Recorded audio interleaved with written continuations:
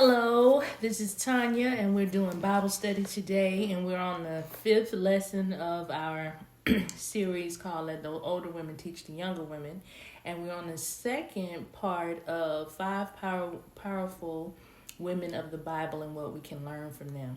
So we just did Ruth, who was known for her loyalty and her ability to follow instructions. And we see how that got her noticed by Boaz, and it also got her married to Boaz, which secured her future. He was the most prominent man in town. He was a good, godly man. He was a man of great means, and he was able and willing to take care of her and her mother-in-law from another marriage. So her loyalty and her ability to follow instruction is what got Ruth in a great position. She went from a desolate widow with a elderly mother-in-law to a woman of great means. And she was the grandmother of King David. Then there's Esther. The two things that stand out to me about Esther is that she trusted the expert and she had a prayer team. Esther was a woman who was brought into captivity and into the king's harem. She was a Jewish girl, a spiritual woman. And the king, who was secular, kidnapped all the women, had all the women brought into his harem because he was looking for a new wife. So he had all the young, beautiful women brought to the palace and to learn how to cater to him. They spent a year learning how to look good, smell good, and carry themselves in front of the king.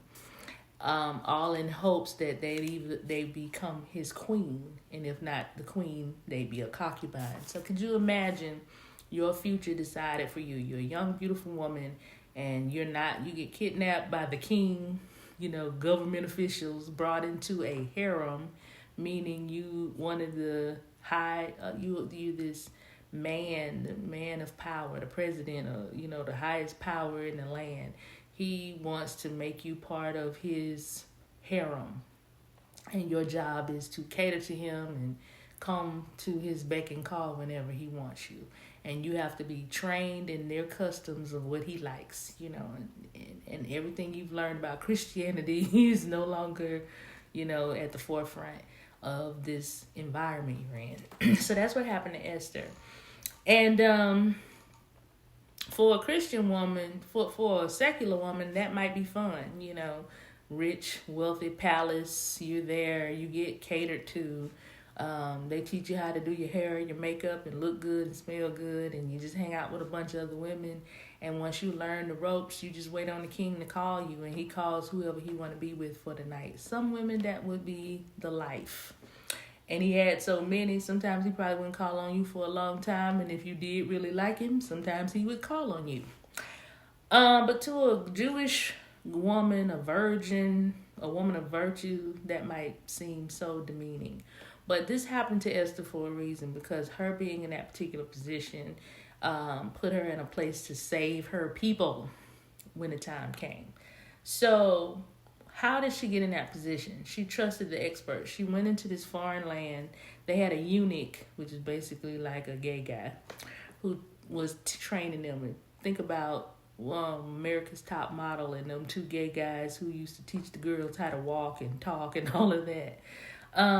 So a eunuch was training her how to be what the king liked, training her and a whole bunch of other women.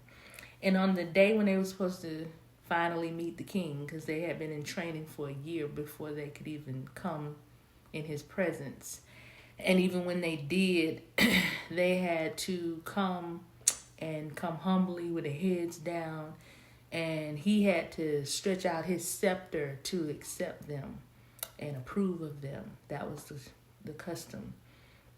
So Esther was trained how to look, and on the day when it was time for them to pick out an outfit, the eunuch said, I've trained you, and now I'm going to roll in all these beautiful clothes and jewelry.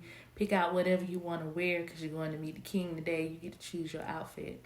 And Esther said, I want you to pick it. She told the eunuch to pick it. All the other women probably ran to the clothing racks and just, ooh, look at this one. Oh, I'm wearing this and that kind of thing. And Esther said to the expert who had trained her, I want you to choose what I wear. And he said, oh, absolutely. And of course, he knew exactly what to pick. And when she came in front of the king, he stretched out his scepter, called her so beautiful, and told her she could have anything up to half of his kingdom, which basically means marriage, because women get half.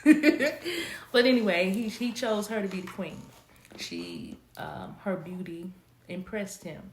And what I always liked about this story, particularly being a hairstylist, is some women know how to trust the expert. You know, if you're a hairstylist and you show your work and you show that you know how to create beauty, and a woman comes to you and she just says, I want to be beautiful.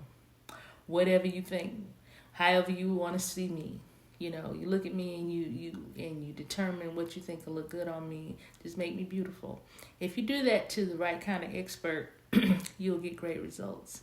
Sometimes you get people and they know what they want. They don't want to stray from it. They have a certain, you know, way they want to look, and that's not a terrible thing. If you know what you want to do, you got a certain thing that you like.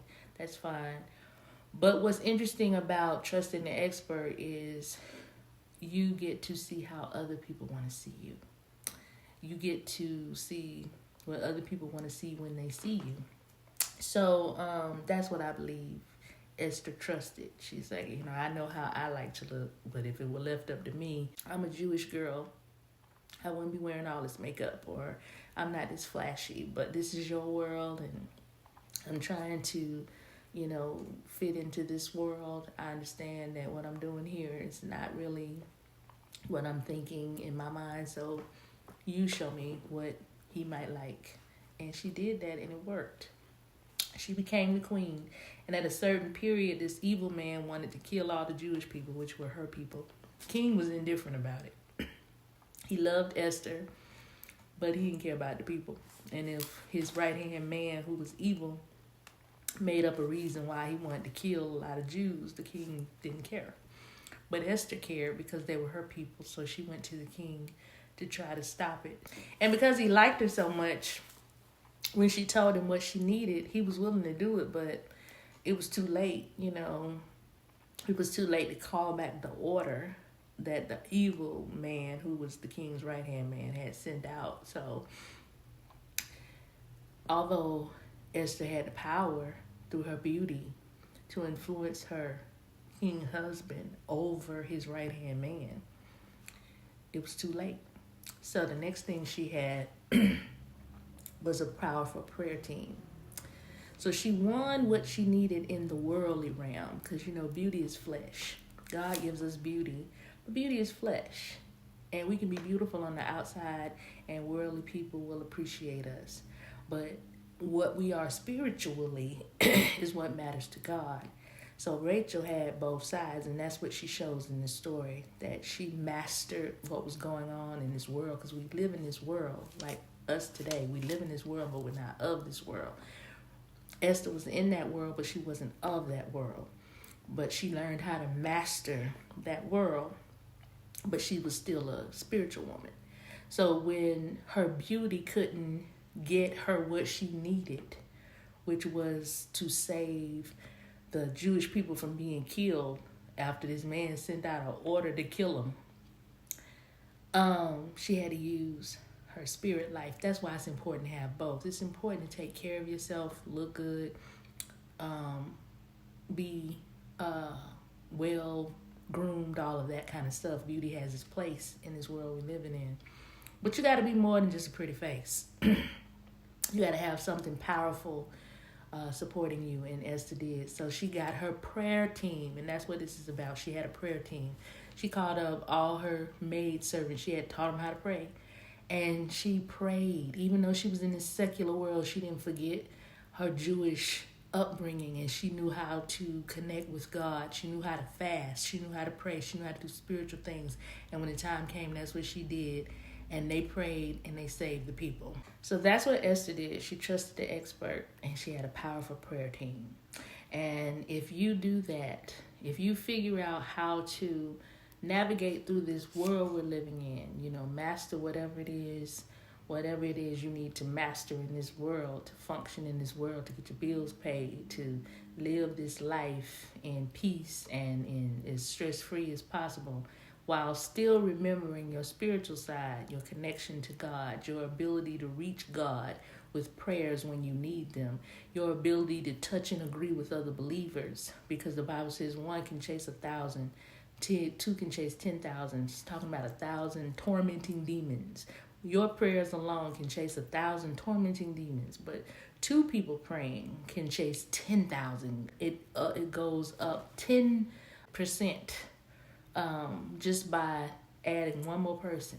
So imagine if you had a whole prayer team, 10 people. Remember the man called Legion? It's a lot of demons tormenting people, entities, places where you have to function. So when you can be good at your job, be smart, be intelligent, be articulate, be a good team leader, all the things that, matter in the flesh, but you can also command things in the spirit because of your faithfulness to God, because of your relationship with God, because of your faithfulness to your spiritual nurturing of yourself, then you're truly batting 1,000. So that's what Esther shows us. All right, so we're going to move on to the third woman in the Bible. We're talking about 5 powerful women of the Bible and what we can learn from them. We just learned from Esther. Trust the expert and have a powerful prayer team. So, master things in the flesh and in the spirit. Master this life in the flesh and master this life in the spirit. Now, let's talk about Naomi. Join me for the next one.